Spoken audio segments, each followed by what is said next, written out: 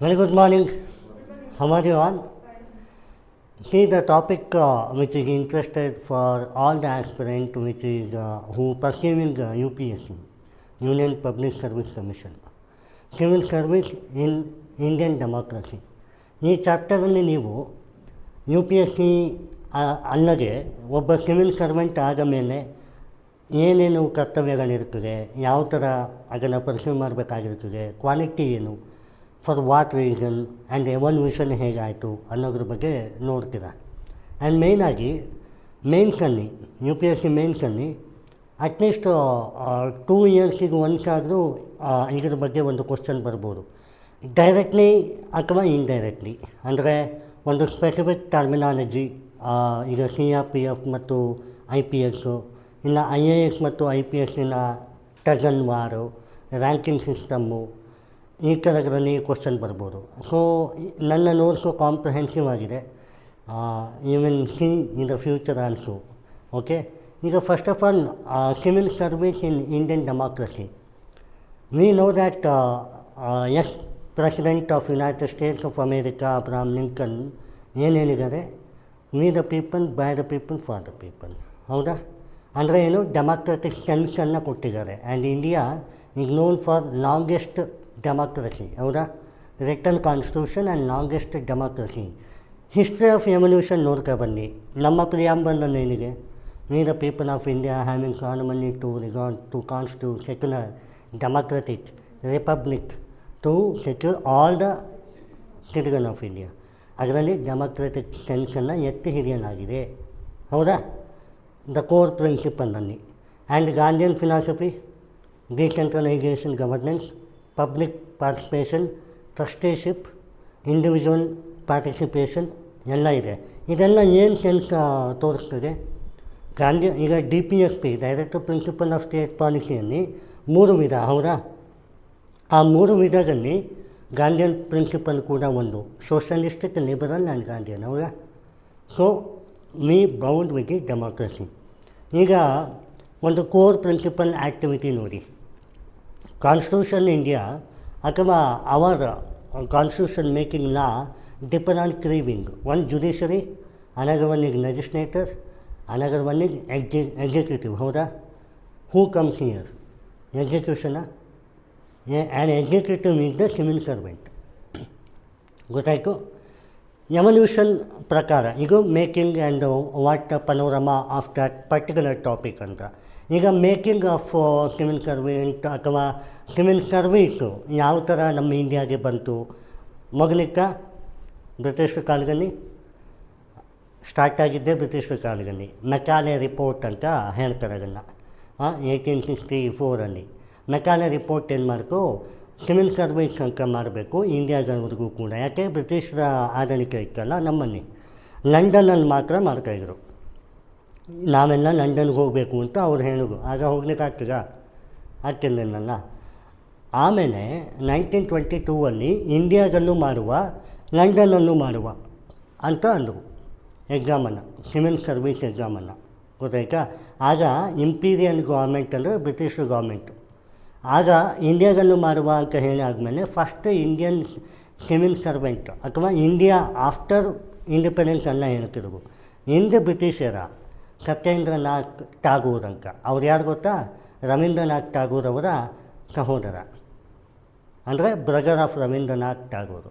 ಈಗ first ICS ಅಂತ ಕರೀತಾರೆ, ಇಂಡಿಯನ್ ಸಿವಿಲ್ ಸರ್ವಿಸ್ ಅಂತ. ಆವಾಗಿತ್ತು, ಈಗ ಚೇಂಜ್ ಆಗಿದೆ. ಈಗ ಆದಮೇಲೆ ಸೋನ್ ಎಷ್ಟೊಂದು ಜನ ಬಂದರು. ಸುಭಾಷ್ ಚಂದ್ರ ಬೋಸ್ ಬರೆದಿದ್ರು, ಎಷ್ಟೊಂದು ಜನ ಬಂದು ಬೈಕಾಟ್ ಕೂಡ ಮಾಡಿದ್ರು. ಲೇಟರ್ ಇಂಡಿಪೆಂಡೆನ್ಸ್ ಆದ ಮೇಲೆ 1951 ಇಂಡಿಯನ್ ಸಿವಿಲ್ ಸರ್ವಿಸ್ ಅನ್ನೋದನ್ನು ಆ್ಯಕ್ಟನ್ನು ಚೇಂಜ್ ಮಾಡಿ ಆಲ್ ಇಂಡಿಯಾ ಸಿವಿಲ್ ಸರ್ವಿಸ್ ಮಾಡಿದ್ರು. ಓಕೆ, ಅದು purely is A decorum of citizen of India. ಗೊತ್ತಾಯಿತು? ಈಗ ನಿಮಗೆಲ್ಲರಿಗೂ ಒಂದು ಇಂಟ್ರೆಸ್ಟಿಂಗ್ ಸುದ್ದಿ, ನಿಮಗೆ ಗೊತ್ತಿರ್ಬೋದು, ಗೊತ್ತಿಲ್ಲದೇ ಇರ್ಬೋದು. ಈಗ ಫಸ್ಟ್ ಸಿವಿಲ್ ಸರ್ವೆಂಟ್ ಯಾರು? ಯು ನೋ ದ್ಯಾಟ್ ಬ್ರಿಟಿಷರ ಕಾಲದಲ್ಲಿ ಸತ್ಯೇಂದ್ರನಾಥ್ ಬೋಸ್, ಸತ್ಯೇಂದ್ರನಾಥ್ ಟಾಗೂರ್. ಅದೇ normal after independence first civil servant ಯಾರು? ಅಣ್ಣಾ ರಾಮ್ ರಾಜ್ ಮೆಹ್ತಾ ಅಂತ. ಶೀಗೆ lady IAS, first IAS after independence. ಗೊತ್ತಾಯಿತು? ಸೊ ಈಗೆಲ್ಲ ಕ್ರೊನಾಲಜಿ ನೋಡ್ತಾ ಬಂದಾಗ ಎಷ್ಟೋ ವಿಚಾರ ನಮಗೆ ಗೊತ್ತಿರೋದಿಲ್ಲ. Because we know that IAS, IPS, IFS and all the 29 subject of civil service. ಎಷ್ಟು ಸಬ್ಜೆಕ್ಟ್ ಇದೆ, ಎಷ್ಟು ಸರ್ವಿಸಸ್ ಇದೆ? 29 ಮಾತ್ರವಾ? 50 ಇದೆ. ಗ್ರೂಪ್ ಎ, ಗ್ರೂಪ್ ಬಿ ಸೇರಿ 50 ಇದೆ. ಆ್ಯಂಡ್ ನೀವು ಬರೀತಕ್ಕಂಥ ಎಕ್ಸಾಮು UPSC ಕೇವಲ IAS, IPS, IFS ಮಾತ್ರ ಬರೀತೀರಾ? ಇಲ್ಲ 29 ಸಬ್ಜೆಕ್ಟಿಗೂ ಬರೀತೀರಾ? ಹೌದಾ? 29 ಸಿಲಬಸ್ ಅಥವಾ ಸಬ್ಜೆಕ್ಟ್ ಅಥವಾ ಸರ್ವಿಸಸ್ಗೂ ಬರೀತೀರಾ? ಹೌದಾ? ಈಚ್ ಸರ್ವಿಸ್ ಆಗಿರ್ಕೊಂಡು ಡೆಕೋರಮ್. ಈಗ ಇಂಡಿಯನ್ ಇನ್ಕಮ್ ಟ್ಯಾಕ್ಸ್ ಸರ್ವಿಸ್ ಇದೆ, ಕಸ್ಟಮ್ ಸರ್ವಿಸ್ ಇದೆ, ಪೋಸ್ಟಲ್ ಸರ್ವಿಸ್ ಇದೆ. ಹೌದಾ? ಸೊ ಇದ್ರ ಬಗ್ಗೆ ಎಲ್ಲ ವಿಶ್ಲೇಷಣೆ ಮಾಡ್ತೀರಿ ಈ ಟಾಪಿಕಲ್ಲಿ. ಸೊ ಇಟಿಗೆ history and evolution of civil service in India. ಈಗ ನನಗೆ ಹೇಳಿ, ಸಿವಿಲ್ ಸರ್ವಿಸ್ ನೀವೆಲ್ಲರೂ ಆಗಬೇಕಂತ ಇದ್ದೀರಿ, ಯಾವ ಥರ ಏನು ಮಾಡ್ತಾರೆ ಅವರು ಅಂತ ತಿಳ್ಕೊಳೋಕೆ ಬೇಡವಾ? So the civil servant is the bridge between the politics and the citizen of India. ಅವರ ಬ್ರಿಡ್ಜ್ ತಾನೇ ಅವರು. ಲೆಜಿಸ್ಲೇಷನ್ ಮಾಡುವವರು ಲಾ ಮೇಕಿಂಗ್ ಬಾಡಿ ಆಗಿರ್ತಾರೆ. ಸಿಟಿಜನ್ನು ಲಾಸ್ಟ್ ಮೈಲ್ ಡೆಲಿವರಿ ಅನ್ನೋ ಥರ ಅದನ್ನು ಸ್ವೀಕಾರ ಮಾಡ್ತಾರೆ. ಮಧ್ಯದಲ್ಲಿ ನಿಂತಿರೋರು ಯಾರು? ಸಿಟಿಜನ್ನ, ಪೊಲಿಟಿಷಿಯನ್ಸ, ಎಕ್ಸಿಕ್ಯೂಷನ್. ಆ ಎಕ್ಸಿಕ್ಯೂಷನ್ನೇ ಸಿವಿಲ್ ಸರ್ವೆಂಟ್ ಅಂತ ಕರೀತಾರೆ. So he act as A backbone of democracy ಅಂತ ಕರೀತಾರೆ. ಬ್ರಿಡ್ಜ್ ಬಿಟ್ವೀನ್ ದ ಪಾಲಿಟಿಕ್ಸ್ ಅಥವಾ ಲೆಜಿಸ್ಲೇಚರ್ ಅಥವಾ ಸಿಟಿಜನ್ ಅಂತ ಕರೀತಾರೆ. ಈ ಎರಡನ್ನು ನೀವು ಇಂಟ್ರಡಕ್ಷನಲ್ಲಿ ಬರಿಬೋದು. ಈಗ ನೋಡಿ, ಆರ್ಟಿಕಲ್ 308 to 323 ಈ ಒಂದು ಸಿವಿಲ್ ಸರ್ವಿಸ್ ಏನಿದೆ ಅದರ ಬಗ್ಗೆ ಮಾತಾಡ್ತದೆ. ಅದರ ಸಸ್ಪೆನ್ಷನ್ ಏನು ಮಾಡ್ಬೋದು, ಒಬ್ಬ ಆಫೀಸರ್ ಸಸ್ಪೆಂಡ್ ಹೇಗಾಗುತ್ತೆ, ಅಥವಾ ಓಟ್ ಯಾರ ಮೂಲಕ ತಗೋತಾರೆ, ಗವರ್ನರ್ ಮತ್ತು ಪ್ರೆಸಿಡೆಂಟು ಓಟು ತಗೊಳ್ಳುವಂಥದ್ದು. ಮತ್ತು ಟ್ರಾನ್ಸ್ಫರ್ ಆರ್ಡರ್ ಯಾವ ಥರ ಇರಬೇಕು, ಟ್ರಾನ್ಸ್ಫರ್ ಆಗುತ್ತೆ. ಈಗ ಇನ್ನು ಅನದರ್ ಇಂಟ್ರೆಸ್ಟಿಂಗ್ ಫ್ಯಾಕ್ಟರ್, ಎಷ್ಟು ಒಬ್ಬ IAS ಆಫೀಸರ್ ಇರ್ತಾರೆ, ಇನ್ನೊಬ್ಬರು IPS ಆಫೀಸರ್ ಇರ್ತಾರೆ, ಸೊ ಆನ್. ಯಾರು ಅತಿ ಹೆಚ್ಚು ಕಾಲ ಟ್ರಾನ್ಸ್ಫರ್ ಆಗಿದ್ದರು ಈ ಒಂದು ಕಳೆದ 79 ವರ್ಷದಲ್ಲಿ ಅಂತ ನೋಡಿದಾಗ ಡಿ ರೂಪಾ ಮೌರ್ಗಿಲ್ ಅಂತ ನಮ್ಮ ಕರ್ನಾಟಕದ ಲೇಡಿ IPS. ಹೌದಾ? ಹೀಗೆ IPS ಈಗ ಇನ್ಸ್ಪೆಕ್ಟರ್ ಜನರಲ್ ಆಫ್ ಪೊಲೀಸ್ ಆಗಿದ್ದಾರೆ.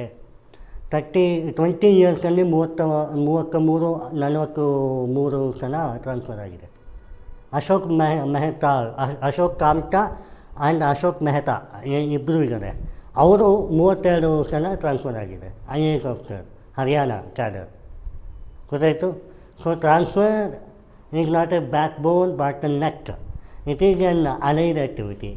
ಈಗ off the record I can say many things due to the constant of the time, right? And Sardar Vallabhbhai Patel, ಈಗ ನೀವೆಲ್ಲರೂ ನೋಡಿದ್ದೀರ.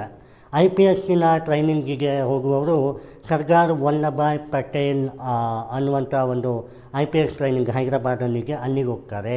ಆ್ಯಂಡ್ ನಮ್ಮ IAS ಟ್ರೈನಿಂಗ್ ಅವರು ಮಸೂರಿಗೆ ಹೋಗ್ತಾರೆ. ಅದೇ ಥರ ಇಂಡಿಯನ್ ರೈಲ್ವೆ, ಇಂಡಿಯನ್ ಪೋಸ್ಟಲ್ಲು ಆ ಥರದ್ದೆಲ್ಲ ಒಂದೊಂದು ಕಡೆ ಟ್ರೈನಿಂಗ್ ಇದೆ. ಇದಕ್ಕೆ 2 ಇಯರ್ಸ್ ಟ್ರೈನಿಂಗಲ್ಲಿ 1 ಇಯರ್ ಹೋಗ್ತಾರೆ. ಸರ್ದಾರ್ ವಲ್ಲಭಭಾಯ್ ಪಟೇಲ್ನೇ ಯಾಕೆ ಸಿವಿಲ್ ಸರ್ವಿಸ್ ಅಂದ ತಕ್ಷಣ ಕಾಂಟ್ರಿಬ್ಯೂಷನ್ ಆಫ್ ಸರ್ದಾರ್ ವಲ್ಲಭಭಾಯ್ ಪಟೇಲ್ನೇ ಯಾಕೆ ಅಂದರೆ ಹಿಂದಿನ ಕಾಲದಲ್ಲಿ ರಾಜಮನೆತನಗಳಿದ್ದರು. 500 ರಾಜಮನೆತನಗಳು ನಮ್ಮನ್ನು ಆಳಿದ್ರು. ಇವರನ್ನೆಲ್ಲ ಒಟ್ಟುಗೂಡಿಸಿ ಪ್ರಿನ್ಸ್ಲಿ ಸ್ಟೇಟ್ ಅಂತಾರೆ ಅವಾಗ, ಅದನ್ನೆಲ್ಲ ಒಟ್ಟಿಗೆ ಹಾಕಿ ಅವರು ಆಡಳಿತಾತ್ಮಕ ಸುಧಾರಣೆಯನ್ನು ತಂದರು. After independence, post independence. ಹೌದಾ? ಅದರಲ್ಲಿ 3 ಜನ ಒಪ್ಪಲಿಲ್ಲ. ಜಮ್ಮು ಕಾಶ್ಮೀರ್ ಮತ್ತು ನಮ್ಮ ಹೈದರಾಬಾದ್ ನಿಜಾಮರು ಒಪ್ಪಲಿಲ್ಲ. ಅವರನ್ನೆಲ್ಲ ಒಟ್ಟುಗೂಡಿಕೆ ಮಾಡಿದ್ರು. ಆಮೇಲೆ ಆಲ್ ಇಂಡಿಯಾ ಸಿವಿಲ್ ಸರ್ವಿಸ್ ಯಾವ ಕಡೆ ಇರಬೇಕು ಅನ್ನೋದನ್ನು ಪ್ರೊಜೆಕ್ಷನ್ ಕೊಟ್ಟರು. 1951ನಲ್ಲಿ ಅವರ ರಿಮಾರ್ಕೆಬಲ್ ಕಾಂಟ್ರಿಬ್ಯೂಷನ್ ಏನಿದೆ ಅದಕ್ಕೋಸ್ಕರ ಈ the iron man of India ಅಂತ ಕರೀತಾರೆ. ಆ್ಯಂಡ್ ಸ್ಟ್ಯಾಚ್ಯೂ ಆಫ್ ಯೂನಿಟಿ ಇವತ್ತಿಗೂ ನೀವು ನೋಡ್ಬೋದು. And civil service Hyderabad police academy ಏನಿದೆ ಆಗ ಆಲ್ ಇಂಡಿಯಾ IPS ಟ್ರೈನಿಂಗದು, ಅಲ್ಲಿ ಸರ್ದಾರ್ ವಲ್ಲಭಭಾಯ್ ಟ್ರೈನಿಂಗ್ ಅಕಾಡೆಮಿ ಅಂತಲೇ ಕರೀತಾರೆ. So his contribution without his contribution, civil service topic in UPSC never ever finished. Correct? So, he is the pioneer. Steel frame of India ಅಂತ ಕರೀತಾರೆ, iron man of India ಅಂತ ಕರೀತಾರೆ. ಗೊತ್ತಾಯ್ತಾ? ಈಗ ನೋಡಿ, role of civil service in Indian democracy. ಯಾವ ಥರ ಇರಬೇಕು ಒಬ್ಬ ಸಿವಿಲ್ ಸರ್ವೆಂಟು? ಟ್ರಾನ್ಸ್ಪರೆಂಟ್ ಇರಬೇಕು, ಅಕೌಂಟೇಬಲ್ ಇರಬೇಕು, ಸೋಷಲ್ ಆಡಿಟ್ ಇರಬೇಕು, rule of law, constitutional binding ಆಗಿರಬೇಕು. ಹೌದಾ? It is the main problem ಅನ್ನುವಂಥದ್ದನ್ನು ತಿಳ್ಕೋಬೇಕು. ಆ್ಯಂಡ್ ಕಾಸ್ ಆ್ಯಂಡ್ ಆ್ಯಕ್ಷನ್, ಈಗ ಪೊಲ್ಯೂಷನ್ ಟು ಸೊಲ್ಯೂಷನ್ ಆಗಿರ್ಬೋದು, ಸೊಲ್ಯೂಷನ್ ಟು ಪೊಲ್ಯೂಷನ್ ಆಗಿರ್ಬೋದು, ಯಾಕೆ ಅನ್ನುವಂಥದ್ದು ತಿಳ್ಕೊಂಡ್ರೇ ಇಂಪ್ಲಿಮೆಂಟೇಷನ್ ಪಾಲಿಸಿ ರಬಸ್ಟ್ ಆ್ಯಂಡ್ ಮೆಕನೈಸ್ಡ್ ಆಗುತ್ತೆ. ಹೌದಾ? ಅದನ್ನು ಹೂ ಮೇಕಿಂಗ್ ಲಾ, ಎನಾಕ್ಟ್ ಮಾಡುವಂಥದ್ದು legislature, but making up of law, ತಯಾರಿಕೆ, ಅದರಲ್ಲಿ ಇನ್ವೆಸ್ಟಿಗೇಷನ್ಸು ಮಾಡುವವರು civil servant. So he should be a decorum and red tapism ಅಥವಾ ಕರಪ್ಷನ್ ಇರಬಾರ್ದು. ಹೌದಾ? So I hope you all are not going to corrupt. ಹೌದಾ? So hopefully, very hopefully, ya. And ನೋಡಿ, welfare of the program to whom? Last mile delivery. ಹೌದಾ? Nowadays rural India not having any knowledge on particular sections which is facing by vulnerability ಅಂತ ಹೇಳ್ತಾರೆ. ಹೌದಾ? ಈಗ ಹೇಳಿ, last mile delivery ಬೇಕಾ ಬೇಡ ಅವರಿಗೆ? ಮಾಡುವವರು ಯಾರು? Execution. Correct? When the execution is the key pillar, the implementation will be progressed. Correct? ಇದಕ್ಕೋಸ್ಕರ welfare of the program is important. And socio economic condition. Just because of we are 4.1 trillion capacity doesn't mean that we are reached the absolute nil poverty. ಹೌದಾ? ಎಷ್ಟು ಜನ ನಂಬ್ತಿರಿಗಿಲ್ಲ? Less than 10% poverty ಇದೆ and 67% unimaginary unemployment ಇದೆ ಅಂತ me studied. National sample survey organisation ಇದನ್ನು ಹೇಳಿತ್ತು. ಹೌದಾ? ಹಾಗಾದರೆ ಎಕ್ಸಿಕ್ಯೂಷನ್ ಮಾಡುವವರು ಎಷ್ಟು ಸ್ಟಬನ್ ಆ್ಯಂಡ್ ವೆಲ್ಫೇರ್ ಕಡೆ ಮುಖ ಹಾಕಬೇಕು ಅನ್ನುವಂಥದ್ದು. ಕರೆಕ್ಟ್? ಆ್ಯಂಡ್ ಈಗ ನೋಡಿ, ಮಾರ್ಜಿನಲ್ ಸೆಕ್ಷನ್ ವುಮೆನ್ ಅಂತ ಅಂದ್ಕೊತಾರೆ. ಇವತ್ತಿಗೂ ಚೇಂಜ್ ಆಯ್ತಾ? ಹೌದಾ? ನೆಕ್ಸ್ಟ್ ಟ್ರಾನ್ಸ್ಜೆಂಡರ್, LGBT ಕಮ್ಯುನಿಟಿ, ಅವರನ್ನೆಲ್ಲ ನಾವು ಕೇರೆ ಮಾಡೋದಿಲ್ಲ ಅಂತ. ನಾವು ಅಂದರೆ ಸಿಟಿಜನ್ ಆಫ್ ಇಂಡಿಯಾ ಅಂತ. ಹೌದಾ? ಮಾಡಲೇಬೇಕು ಅನ್ನುವಂಥದ್ದೇ Rangarajan committee report on poverty, Tendulkar committee report on poverty, SDG, all 167 nations are kind, 99th rank, ಈಗೆಲ್ಲ ಈ ವೆಲ್ಫೇರ್ ಪ್ರೋಗ್ರಾಮಿನ ಮಧ್ಯಸ್ಥಿಕೆಯನ್ನೇ ಬರೋದು. So we are the executive body how to think like a broad manner ಅನ್ನುವಂಥದ್ದು. ಆ್ಯಂಡ್ ಯಾವುದೇ ಒಬ್ಬ ಸಿವಿಲ್ ಸರ್ವೆಂಟ್ ಶೇರ್ಡ್ ಅಪರ್ಚುನಿಟಿ ಬಗ್ಗೆ concentrate ಮಾಡಬೇಕು, ನಾಟ್ ಇನ್ ಎ ಬಾಕ್ಸಿಸಮ್.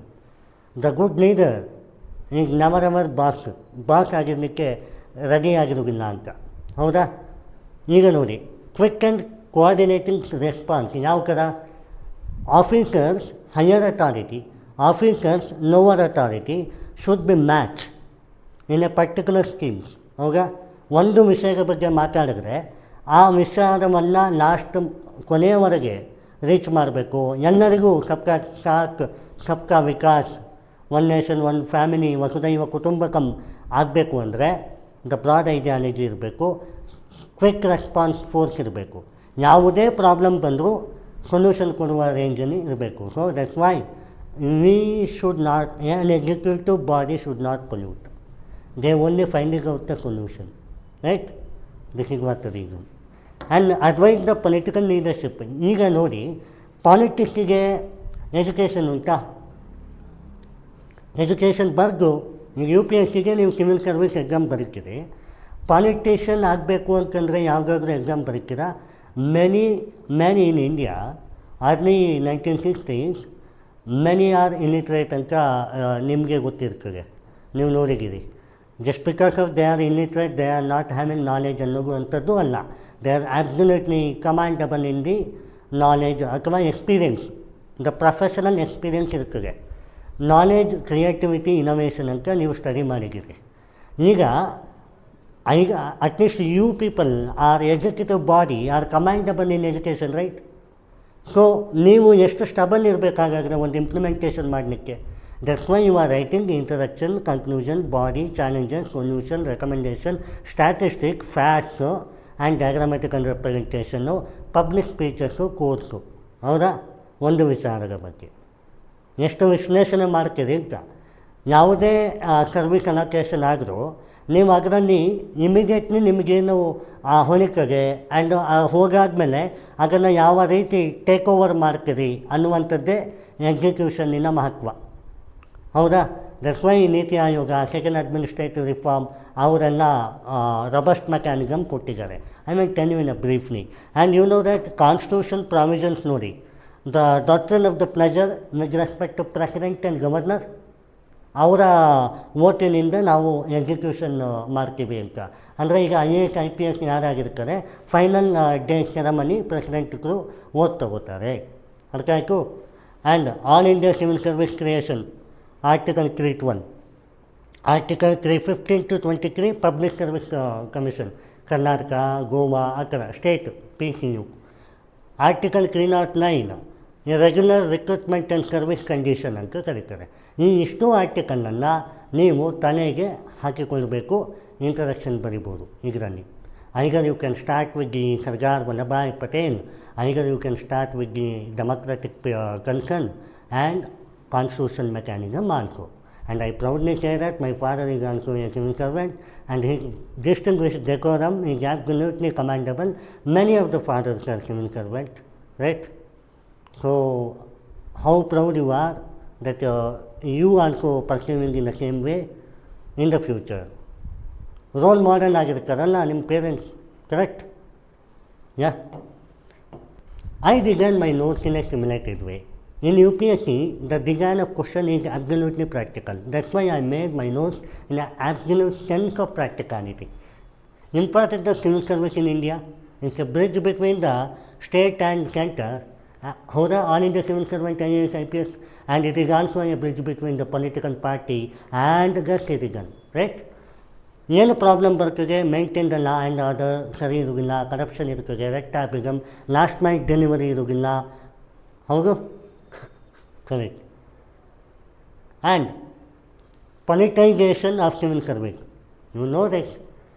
ಯಾವಾಗ ಟ್ರಾನ್ಸ್ಫರ್ 54 ಟೈಮ್ಸ್ ಮಾಡೋದು, ಕೆಲಸ ಮಾಡಲಿಕ್ಕೆ ಬಿಡಗೆ ಇರುವಂಥದ್ದು, ಮಾರ್ಜಿನೈಸ್ಡ್ ಸೊಸೈಟಿಗೆ ಏನಾದರೂ ಮಾತಾಡ್ಲಿಕ್ಕೆ ಹೋದರೆ ತಪ್ಪು ಅನ್ನುವಂಥದ್ದು, rich and poor phenomena, classless phenomena, corruption and non corruption phenomena, ಎಷ್ಟೊಂದಿದೆ ಅಲ್ಲ. ಈ ರೀಸನಿಂದ ಪೊಲಿಟಿಕೈಸೇಷನ್ ಆಗುತ್ತೆ.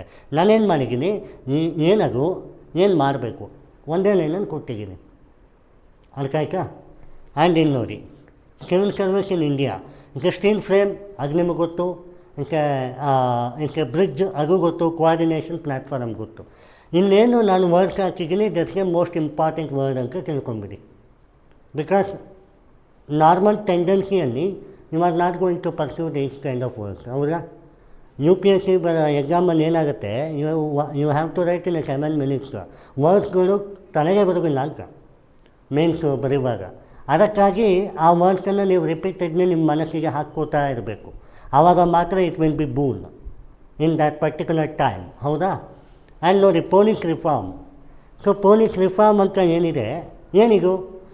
ಒಂದು ಸ್ಟೇಷನ್ ಹೇಗಿರಬೇಕು, ಒಬ್ಬರು ಪೊಲೀಸ್ ಹೇಗಿರಬೇಕು, ಹೇಗಿದೆ, ಈಗ ಏನು ಮಾಡಬೇಕು ಅಂತ ಮನಿಮತ್ ಕಮಿಟಿ ರಿಪೋರ್ಟ್ ಅಂತ ಈಗ one of the flagship committee report ಏನು ಹೇಳಿದ್ದಾರೆ, ಈ ಹಿಂದೆ ನೋಡಿ ಇಲ್ಲಿ ನಂಬರಿಗೆ 70 ವೈರ್ಲೆಸ್ ಇದೆ ಅಂತೆ. ಆಮೇಲೆ ನೋಟ್ ಫೋನ್ ಅಂದರೆ ಈ ಟೆಕ್ನಾಲಜಿ ಅದು ಜಸ್ಟ್ 214 ಇದೆ ಅಂತೆ. ಎಲ್ಲ ಸೇರಿ 24 ಇದೆ ಅಂತೆ. ಸೊ ಹೌ ಅಲಾರಾಮಿಂಗ್, ಹೌದಾ? ಈಗ ಆ್ಯಂಡ್ ಮೊದಲೆಲ್ಲ ಒಂದು ಸ್ಟೇಷನ್ ಅಂದರೆ ನಂಬರ್ಸ್ ಕಮ್ಮಿ, ದ ಪರ್ಸನಾಲಿಟಿ ಅಥವಾ ಅಫಿಷಿಯನ್ಸಿಂದ ಪರ್ಟಿಕ್ಯುಲರ್ ಸ್ಟೇಷನ್ ಕಮ್ಮಿ. ಈಗ ಒಂದು ಸ್ಟೇಷನ್ಗೆ ಮಿನಿಮಮ್ ಎಷ್ಟು ಜನ ಇರ್ತಾರೆ? 50ರಿಂದ 60 ಜನ ಇರ್ತಾರೆ. ಅವಾಗ ಆ ಸ್ಟೇಷನಲ್ಲಿ ಕ್ರೈಮ್ ಆಗಿರ್ಬೋದು, ಲ್ಯಾಂಡ್ ಆರ್ಡರ್ ಆಗಿರ್ಬೋದು, ಕರೆಕ್ಟ್? ಮಫ್ತಿಯಲ್ಲೂ ಇರ್ಬೋದು, ಕರೆಕ್ಟ್? ಮಫ್ತಿಯಲ್ಲಿ ಅಂದ್ರೇನು? Non uniform. ಮತ್ತು ಈಗ police 24/7. And challenge, huge vacancy ಇದೆಯಾ? ಆದರೆ ಎಕ್ಸಾಮ್ ಕಂಡಕ್ಟ್ ಮಾಡ್ತಾ ಇದ್ದಾರಾ ಸ್ಟೇಟ್ ಗೌರ್ಮೆಂಟು? ಇಲ್ಲ. ಆ್ಯಂಡ್ ನೋಡಿ, ನ್ಯಾಚುರಲ್, ಈಗ ನೋಡಿ ಪೊಲೀಸ್ ಪರ್ಸನಾಲಿಟಿಗೆ ಏನೆಲ್ಲ ಕೊಡಬೇಕು, ಅವಾಗ ಏನಾಗುತ್ತೆ ಅನ್ನೋದಕ್ಕೆ you have to give the technology, wireless ಆಗಿರ್ಬೋದು, ರಿಮೋಟ್ ಸೆನ್ಸಿಂಗ್ ಆಗಿರ್ಬೋದು. ಅಬ್ಸಲ್ಯೂಟ್ ಟೆಂಡೆನ್ಸಿಯಲ್ಲಿ ಈಗ A I technology, internet of ಥಿಂಗನ್ನು ಕರ್ಕೊಂಡ್ಬರ್ತಾ ಇದ್ದಾರೆ ಮಣಿಮಠ್ ಕಮಿಟಿ ಆದಮೇಲೆ. ಹೌದಾ? It's A great initiative. ಆಮೇಲೆ ಡ್ಯೂಟಿ ಅವರ್ಸು, ಎಷ್ಟು ಅವರ್ ಡ್ಯೂಟಿ ಮಾಡ್ತಾರೆ? 8 to 10 hours, 12 hour ಡ್ಯೂಟಿ ಮಾಡ್ತಾರೆ. ಆ್ಯಕ್ಚುಲಿ ರೆಕಮೆಂಡೆಡ್ ಇರೋದು 8 hours. ಪೊಲೀಸ್ ಪರ್ಸನಲ್ ಕಮ್ಮಿ ಇದ್ದಾರೆ ಅಂತ ಆಯಿತು. ವುಮೆನ್ ಪೊಲೀಸ್ ಮಕ್ಕಳಿಗಾದರೆ ಅಲ್ಲೂ ಜೆಂಡರ್ ಬೈ ಆಗಿದೆ. ಪ್ರಮೋಷನನ್ನಾಗಿರ್ಬೋದು ಅಥವಾ ಟ್ರಾನ್ಸ್ಫರಿಂಗನ್ನಾಗಿರ್ಬೋದು, ಸ್ಟೇಷನ್ ಅಲಾಟ್ಮೆಂಟನ್ನಾಗಿರ್ಬೋದು, ಸ್ಟೇಷನಲ್ಲಿ ಕೊಡುವಂತಹ ಕೆಲಸ ಆಗಿರ್ಬೋದು, ಫೈಲ್ ನೋಡ್ಕೊಂತ ಕೊಡ್ಬೋದು. I will tell you briefly the committee report on police reform. One is Malimath committee, ಅನಗ ಒನ್ ಈಸ್ ಹೊಟ್ಟ committee. Police reform IT tech ಸೊಲ್ಯೂಷನನ್ನು ಮಾಡಿ ಅಂತ ಹೇಳ್ತಾರೆ. Malimath committee second administration protocol. ನಮ್ಮ GDP ಒಂದು ಕೇಸ್ ಆನು ಆಗಿಲ್ಲ ಅಂತಂದರೆ ಪೊಲೀಸಿಗೆ 6% ಆಗುತ್ತೆ. ನಾವು ಎಷ್ಟು ಮುಂದುವರಿಬೇಕು ಹಾಗಾದರೆ? ಅದಕ್ಕೆ ಈಗ ಇಂಟರ್ಪೋಲ್ ಅಂತ ಮಾಡಿದ್ದಾರೆ. ಈಗ ಒಂದು ಸಲ FIR ಆದರೆ ಆಲ್ ಓವರ್ ಇಂಡಿಯಾ ಸ್ಪ್ರೆಡ್ ಆಗುತ್ತೆ. ನ್ಯಾಷನಲ್ ಕ್ರೈಮ್ ರೆಕಾರ್ಡ್ ಬ್ಯೂರೋ ಅಂತ ಈಗ NCBR ಅಂತ, ಅದರಲ್ಲಿ ಫೀಡ್ ಆಗಿಬಿಟ್ಟಿರುತ್ತೆ. ನೀವು ಎಲ್ಲೇ ಹೋಗಿ, ಪಾಸ್ಪೋರ್ಟಿಗೆ ಹೋಗಿ, ವಿಮಾನ ಹತ್ತಿ, ಎಲ್ಲೇ ಹೋಗಿ ಇಟ್ ವಿಲ್ ಬಿ ಡಿಟೆಕ್ಟೆಡ್. ಹೌದಾ? ಆ್ಯಂಡ್ ಈಗ ವುಮೆನ್ನಿಗೆ ಹೆರಾಸ್ಮೆಂಟ್ ಆದರೆ ಯಾವುದೇ ದೇಶದ ಯಾವುದೇ ಪೊಲೀಸ್ ಸ್ಟೇಷನ್ಗೆ ಹೋಗಿ ಕಂಪ್ಲೇಂಟ್ ಕೊಡ್ಬೋದು. That is called as 0 FIR, first investigation report. Correct? So that makes attention. And women police station ಬಂದಿದೆ, ಮಗನಿಕ ಇಲ್ಲ, ವುಮೆನ್ ಪೊಲೀಸ್ ಸ್ಟೇಷನ್ ಬಂದಿದೆ. ಆ್ಯಂಡ್ ಇಫ್ ದ ಕಲ್ಪ್ರಿಟ್ ಆ ಥರ ಏನಾದರೂ ವಿಟ್ನೆಸ್ ಆಗಿದ್ದರೆ that kind of women very privacy maintain ಮಾಡ್ತಾರೆ. If not, he will be under bar. That inspector itself is under bar. ಹೌದಾ? ಆ್ಯಂಡ್ ಲಾಕಪ್ ಡೆತ್ ಬಗ್ಗೆ ತುಂಬ ಮಾತಾಡಿದ್ದಾರೆ, ಪೊಲೀಸ್ ರಿಫಾರ್ಮ್ ಬಗ್ಗೆ. If anything which is happen absolutely in practice in the field of policing activity, that is the chargeable case. Suo motu ತೊಗೋಬೋದು court. Immediate suspension of SHO or police sub inspector or sub inspector, the respective of the party. ಎಷ್ಟು ಸುಧಾರಣೆ ಆಗಿದೆ ಅಲ್ಲ? That's why the police reform ಬಗ್ಗೆ more or less question ಕೇಳ್ತಾರೆ. That's why I emphasised on it. ಹೀಗಾದ್ಮೇಲೆ ನೋಡಿ, IAS and IPS ತಗೊಂಡು ಯಾರ ಮೇಲೆ ಯಾರು ಕಮ್ಮಿ? Just because of you are getting first rank to 100 rank IAS and 100 rank to 250 rank IPS ಅಂತ ಏನು 150 ರ್ಯಾಂಕ್ IPS ಅಂತ ಏನು ಹೇಳ್ತಿರಲ್ಲ, ಹಾಗಾದರೆ IAS ಟಾಪಾ, IPS ಏನಲ್ವಾ?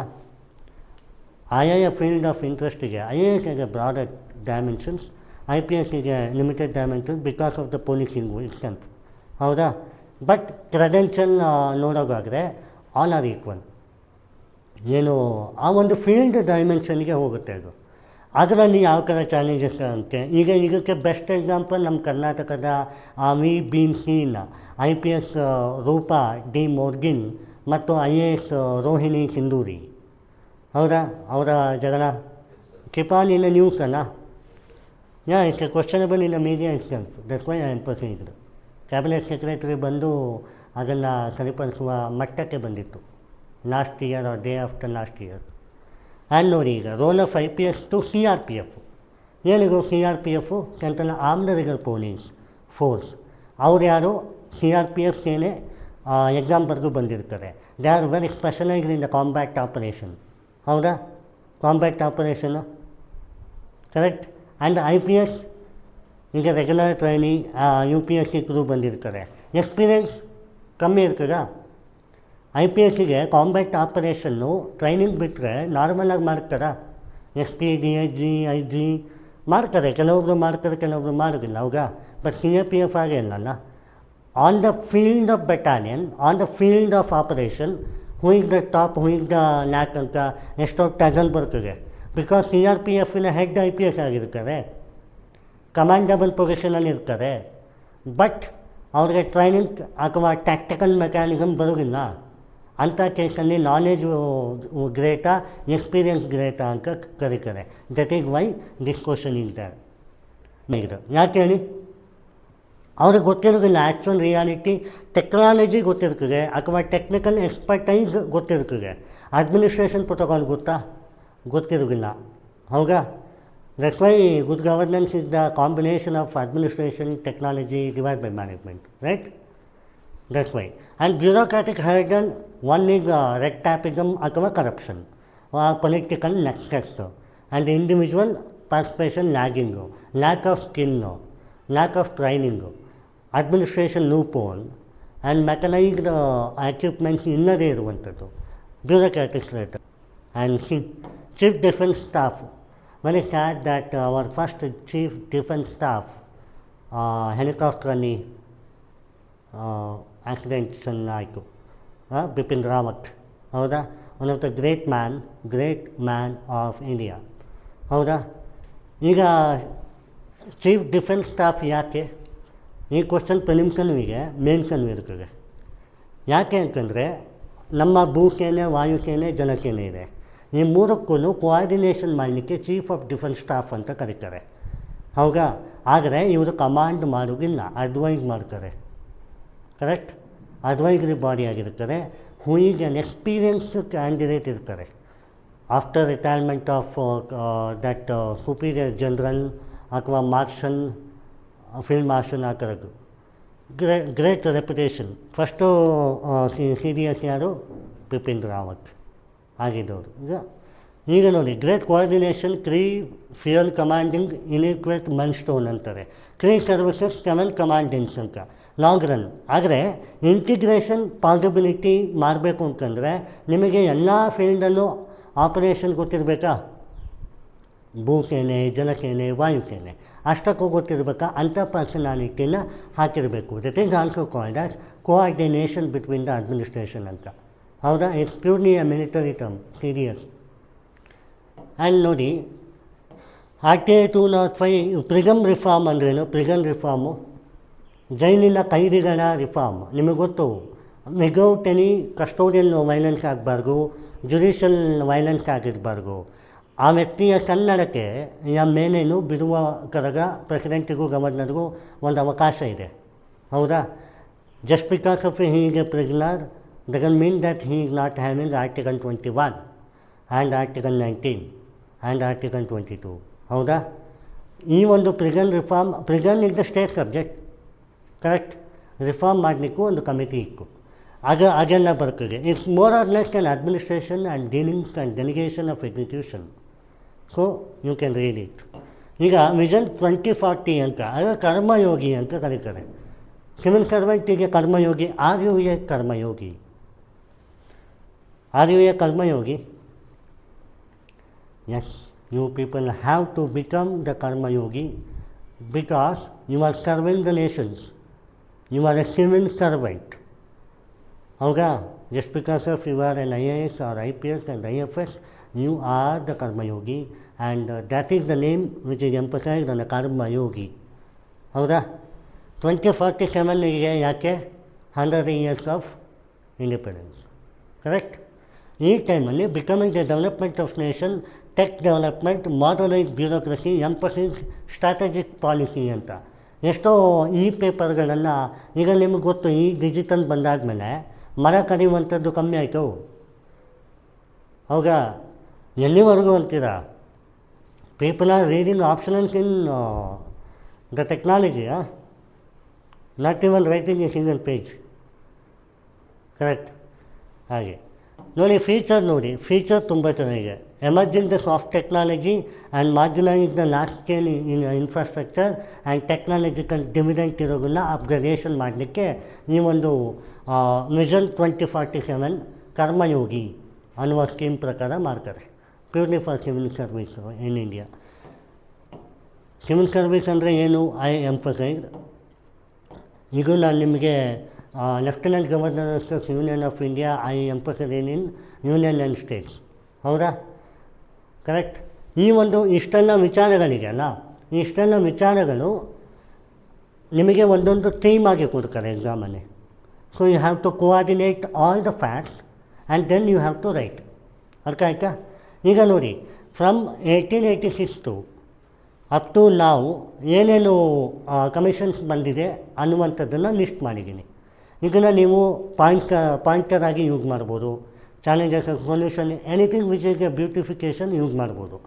ನೋಡಿ, assistant commission, lead commission, care ಕಮಿಟಿಯಿಂದ ಬಸವನ್ ಕಮಿಟಿ, ಮಿಷನ್ ಕರ್ಮಯೋಗಿ ವರ್ಗ ಹೇಳಿಗೆ ಏನು ಹೇಳಿದ್ದಾರೆ ಅನ್ನುವಂಥದ್ದನ್ನು ಜಸ್ಟ್ ಇನ್ ಒನ್ ಲೈನ್ ಕೊಟ್ಟಿದ್ದೇನೆ. ಏನು ಕೆಪಾಸಿಟಿ ಬಿಲ್ಡಿಂಗ್, ಕಂಪ್ಲೀಟ್ HR ಅಂದರೆ ಹ್ಯೂಮನ್ ರಿಸೋರ್ಸ್ ಆಯಿತು. UPSC exam system Baswan committee, practical identity ಕೊಡಬೇಕು ಅಂತ ಹೇಳಿದರು. ಆ ಥರದ್ದು you can write it either anything which is newly ಇದ್ದರೆ ಚಂದ ಅಂತ. ಬಸವನ್ ಕಮಿಟಿ ಆ್ಯಂಡ್ ಕರ್ಮಯೋಗಿ ಇದ್ದರೆ UPSCಯಲ್ಲಿ ನಿಮಗೂ ಬರೀಲಿಕ್ಕೆ ಹೆಲ್ಪ್ ಆಗುತ್ತಲ್ಲ ಚೆನ್ನಾಗಿ, ಆ ಥರ. ಆ್ಯಂಡ್ ರೆಕಮೆಂಡೇಷನ್ ಇಬ್ಬರಿಗೂ most important. One is NITI Aayog, ಹೌದಾ? ಅನಗಮನಿ second administration reform. NITI Aayog ಯಾವಾಗ ಸ್ಟಾರ್ಟ್ ಆಗಿದ್ದು? 2015 ಫ್ರೇಮ್ ಆಗಿ 17. ಆ್ಯಂಡ್ ಸೆಕೆಂಡ್ ಅಡ್ಮಿನಿಸ್ಟ್ರೇಷನ್ ರಿಫಾರ್ಮ್ 2005, ಹೌದಾ? ಒಂದು ರಿಫಾರ್ಮ್ ಮಾಡಲಿಕ್ಕೆ ಏನು ಈ ಗವರ್ನೆನ್ಸ್ ತರಬೇಕು, ಕೆಪಾಸಿಟಿ ಬಿಲ್ಡಿಂಗ್ ಮಾಡಬೇಕು. We know decentralisation in rural India, 73rd and 74th Amendment of 19 and 29 subjects, ಹೌದಾ? ಎಷ್ಟೊಂದು 2 ಟೈರ್ ಸಿಸ್ಟಮ್, 3 ಟೈರ್ ಸಿಸ್ಟಮ್ ಎಲ್ಲ ಬಂದಿದೆ. ಅದೇ ಥರ ಡಿಸೆಂಟ್ರಲೈಸೇಷನ್ 3F ಅಂದ್ರೇನು? ಫಂಡ್, ಫಂಕ್ಷನರೀಸ್ ಆ್ಯಂಡ್ ಮೆಕ್ಯಾನಿಕ್ಸ್, ಹೌದಾ? ಈಗ ಇಷ್ಟನ್ನು ಒಳಗೂಡಬೇಕು, ಆವಾಗ ಮಾತ್ರ ಒಂದು ಸಿಸ್ಟಮ್ ಅಡ್ಮಿನಿಸ್ಟ್ರೇಷನ್ ಕೊಡಲಿಕ್ಕಾಗ್ತದೆ ಅಂತ ಈಗನ್ನ ಬರಿಬೋದು. ಆ್ಯಂಡ್ ಯಾವುದೇ ಒಂದು ಪ್ಲ್ಯಾನಿಂಗ್ ಅಥವಾ ಸ್ಕೀಮನ್ನು ನೀವು ಮಾಡಿ, ಅದು ಔಟ್ಕಮ್ ಬೇಗದಿದ್ದರೆ ಮಾತ್ರ ಆ ಒಂದು ಅಡ್ಮಿನಿಸ್ಟ್ರೇಷನ್ ರೀಚ್ ಆಗುತ್ತೆ. ನಾನು ಹೇಳುವಂತಹ ಒಂದು ಅಡ್ಮಿನಿಸ್ಟ್ರೇಷನ್ನು ಕೊನೆಯ ಲಾಸ್ಟಲ್ಲಿರೋವರೆಗೂ ರೀಚ್ ಆಗಬೇಕಂತ. ಅದು ನಿಮಗಿನ್ನೂ ಪಾಠ ಆಗಿಲ್ಲ, vulnerable sections of Indian society ಅಂತ. ಅದು more or less 14 society topic GS1 ಇದೆಲ್ಲ, ದಟ್ಸ್ ಆಲ್ ಕ್ಲಬ್.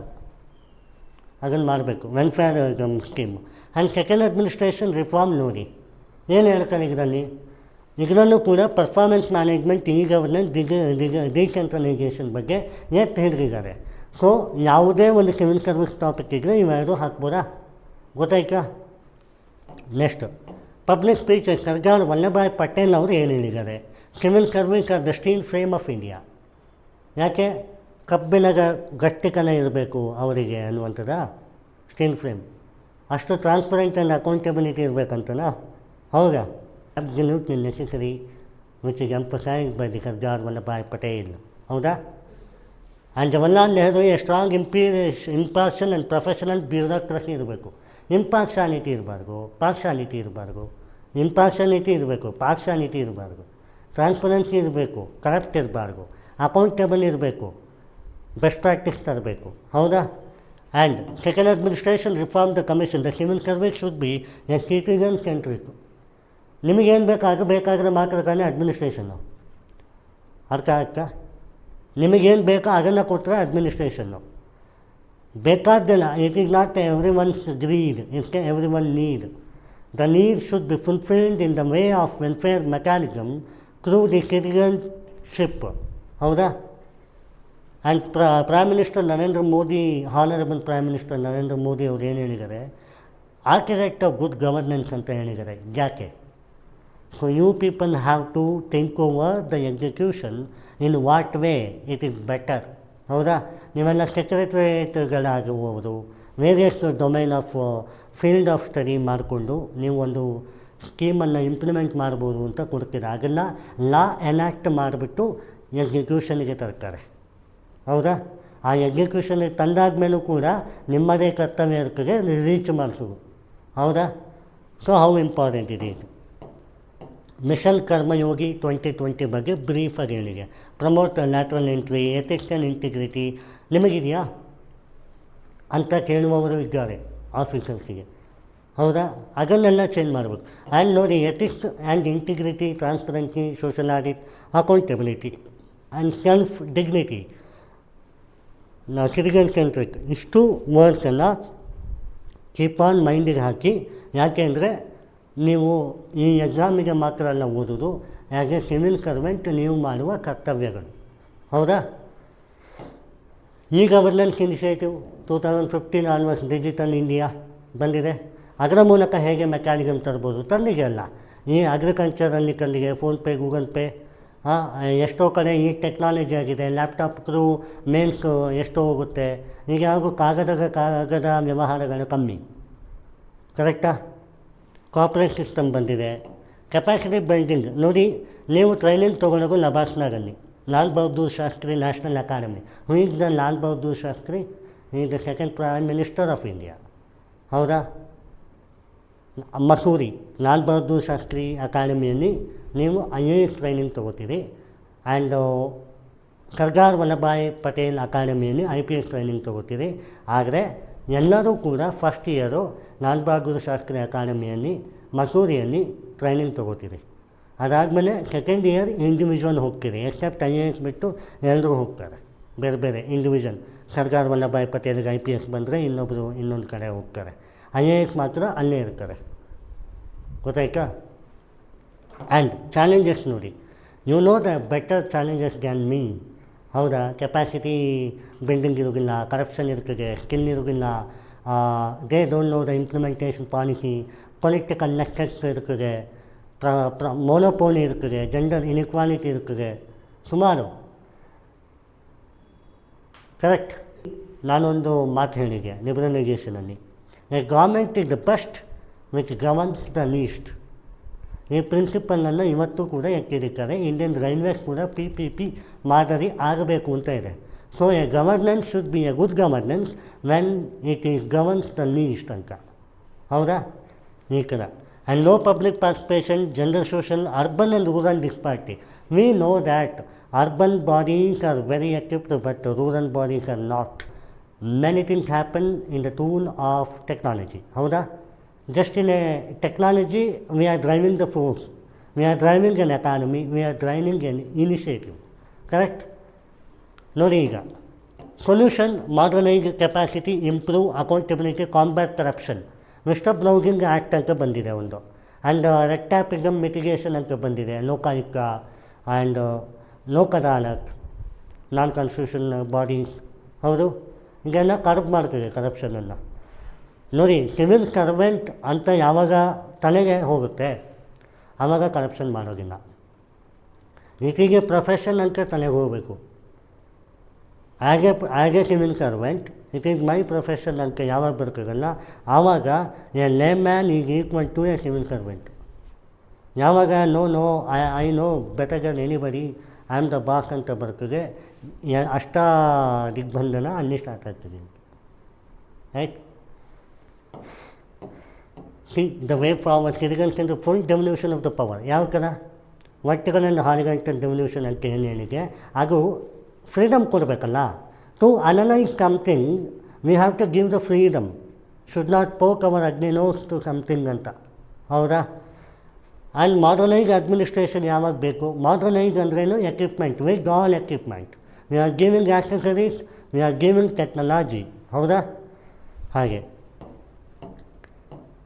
ಕನ್ಕ್ಲೂಷನ್ ಐಟಮ್ಸ್ಗೆ ಸರ್ವ ಉದಯ ಆಗಬೇಕು ಅಂತಂದರೆ ನಮಗೆ ವಸುದೈವ ಕುಟುಂಬಕಂ ಬೇಕು. ವಸುದೈವ ಕುಟುಂಬಕಂ ಆಗಬೇಕು ಅಂದರೆ ನಮ್ಮ ಮೈಂಡ್ಸೆಟ್ಟಲ್ಲಿ ಒನ್ ನೇಷನ್ ಒನ್ ವರ್ಲ್ಡ್ ಅನ್ನುವ ಕಾನ್ಸೆಪ್ಟ್ ಬೇಕು. ಯಾವಾಗ ಅದಿರ್ತದೆ, civil servant is the ruling steel frame of India ಅನ್ನೋದು ಸತ್ಯ ಆಗುತ್ತೆ. Is there any doubt? ಆಯಿತು.